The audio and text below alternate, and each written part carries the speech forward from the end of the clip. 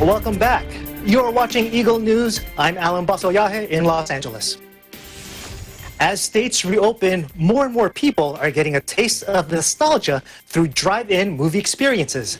The first ever drive-in movie theater opened on June 6, 1933 in Camden, New Jersey.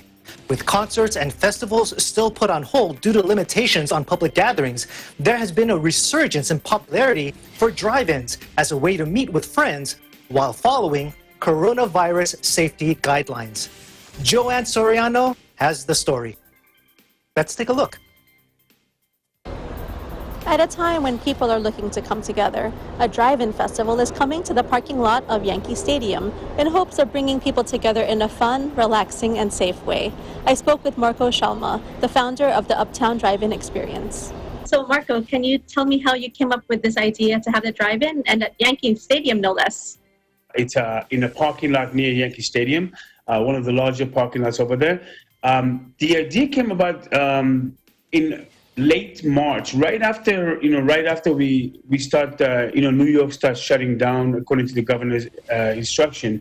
And I think like the first week when we realized that the rest of our events for the year, we had 120 events planned for this year, and we realized those are being canceled. And the concept of like driving came about from, we had a conversation about the fact that we think that only for the rest of the year, we can only do under 500 people events. Because the way that Governor's Cuomo just closed down the city was like, no more than 500, 50, 10, and 0. We figured that's going to go back up in the reopening, but we thought it's going to stay under 500. Then the question came in the team, can 500 people be 500 cars? Why bring a drive-in to New York City? It's funny because like I wasn't born in this country and I moved in about 15 years ago.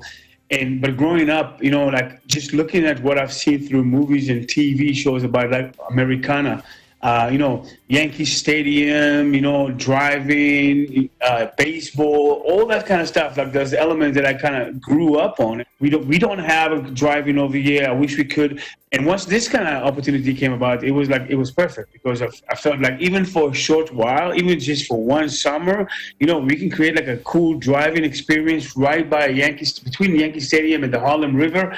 We are so excited to start. We can't wait. We want to see people's reaction. We keep getting such positive feedback from everybody. But 2.5 weeks after the launch, almost 39,000 people signed up for the wait list. 39,000 people. That is awesome. How can people get tickets and how much will it cost? Tickets at the moment, you can only sign for the waiting list. The ticket price will range right now. I think we're working to make it affordable. The idea is to not exceed the $25 per person for the full experience, which includes the food, the beverage, entertainment. So you come in, you have some food, you listen to some music or see a show, you have a little bit of a game interaction, and then you watch the film or the films or whatnot, and then you had like 3 hours of like really good time. The idea was, how do we make it more community-based, community-involved? And we started talking about the idea of, okay, what do we need?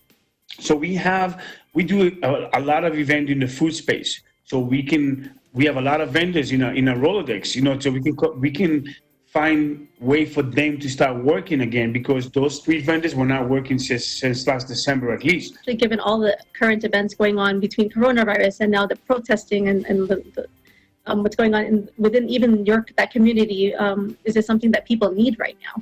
I think the whole idea, stemmed from the understanding that, we will need to connect with each other. We will need to have a moment of positivity. We will need to be reminded that culture and art and food and getting together is something that is like basically human. At the end of the day, we are fighting to bring some sort of sense of normalcy to New Yorkers. I think it's important as New Yorkers, as people.